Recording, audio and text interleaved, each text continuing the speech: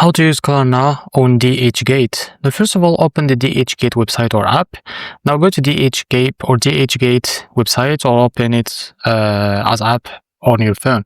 Now choose your product. So browse through the products you want to buy and select the one that you wish to purchase. After that, add to cart. So once you have found the item, click on add to cart. Now when you are ready, proceed to checkout.